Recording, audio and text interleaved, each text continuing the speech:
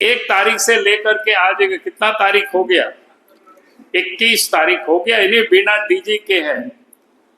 और जिसे डीजी का काम लिया जा रहा है, समझिए वो डीजी नहीं है, कानूनन रूप से इलीगल तरीके से उसे काम कराया जा रहा है। फिर उनको क्यों बिठाया गया है, अब ये समझ में आने लगा धीरे धीरे।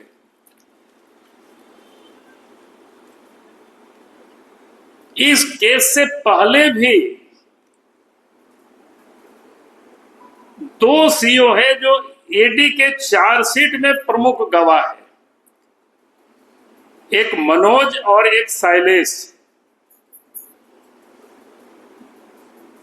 और बाद में इन लोगों के ऊपर एसीबी ने केस कर दिया, जो कि इसलिए एसीबी ने केस किया और उनके यहां छापामारी किया।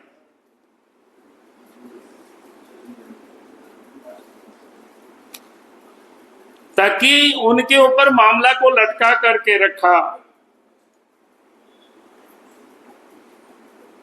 और उन लोगों को ये धमकी दिया जा रहा है ताकि ईडी की गवाह से वो मुकरे, और नहीं तो उनके खिलाफ यहां पर कार्रवाई होगी।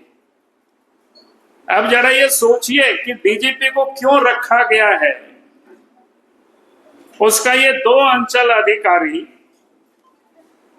मनोज और शैलेश, जो ईडी के चार्जशीट में प्रमुख गवाह है,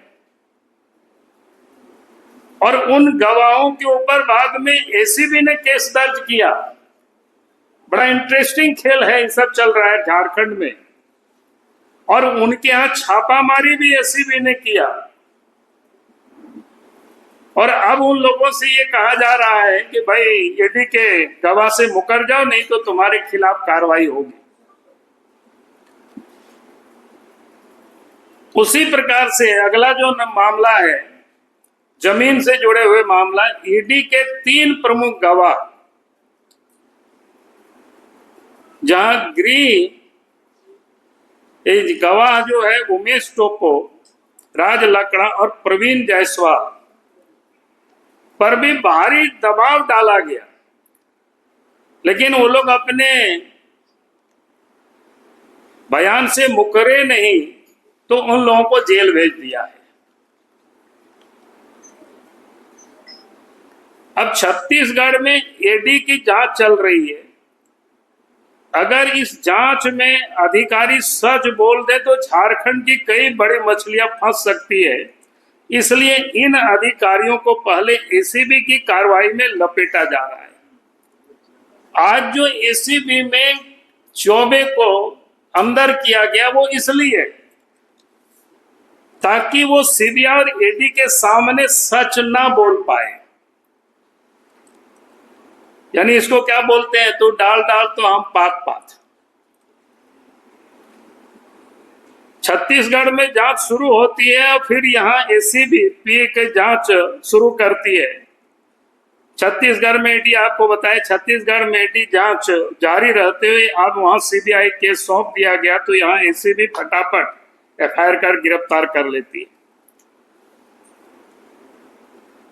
अगर ये साजिश नहीं है तो मुख्यमंत्री कैसे कह सकते कि उन्हें इस घोटालों की जानकारी नहीं थी, जब हमने 19 अप्रैल को ही उनको पत्र लिखा है। मुख्यमंत्री 19 अप्रैल 2022 को ही हमने पत्र लिख चुका है। वो शराब घोटालों को लेकर के, लेकिन मुख्यमंत्री ने उस पर कुछ नहीं किया, बल्कि उस घोटाला में मुख्यमंत्री भी शामिल है, अगर हम कह सके तो कह रहे हैं।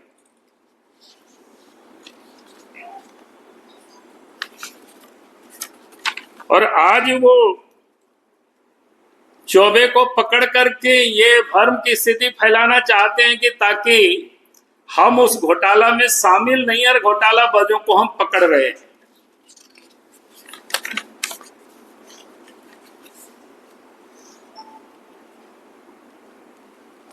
इसलिए मुख्यमंत्री को यह बतानी चाहिए कि भाई उस पत्र पर उन्होंने क्या कार्रवाई किया था। 19 अप्रैल 2022 को जो मैंने पत्र लिखा था मुख्यमंत्री को, उस पर उन्होंने क्या कार्रवाई किया था कि ये उस पर उनको बतानी चाहिए।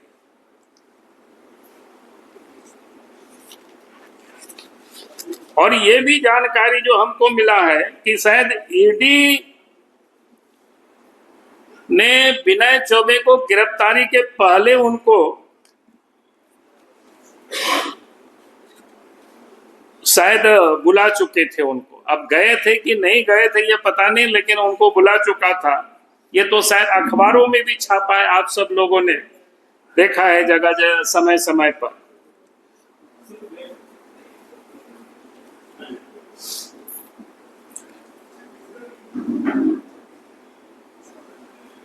इसलिए हम ये मांग करते हैं कि एक तो जब इस घोटालों की जांच सीबीआई और ईडी कर रही है तो फिर झारखंड में भी इससे जुड़े हुए जो मामला है मुख्यमंत्री को सीबीआई जांच के लिए अग्रसरित कर देना चाहिए, उसको लिख देना चाहिए, ताकि मामला दो राज्यों से जुड़ा हुआ है। ये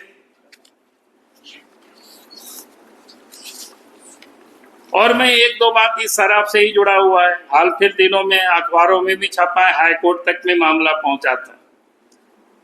2 प्लेसमेंट एजेंसी जिन लोगों ने फर्जी क्या कहते हैं बैंक गारंटी जमा किया था,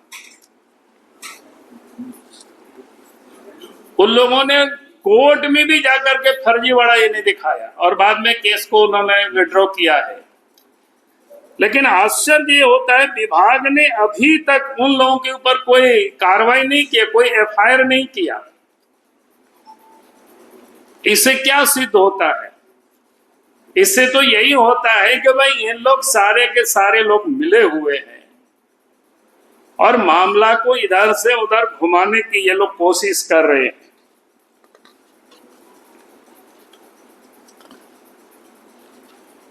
इन लोगों ने जितनी बड़ी गड़बड़ी की है कि बिना टेंडर के सब दुकानें बांट देना, एजेंसी को दे देना, पैसे वसूला। इसलिए हमने जो कहा है कि सीबीआई से जांच हो और बैंक गारंटी, फर्जी बैंक गारंटी के जो कंपनी है उनके अधिकारी है उन्हीं के ऊपर एफआईआर दर्ज हो। तो ये सारे विषय था, तो मुझे लगा कि आज आप सब लोगों को थोड़ी सी मैं जानकारी दे दूं ताकि आपके ध्यान में भी आ जाए। और बाकी तो बहुत सारे विषय हैं, लेकिन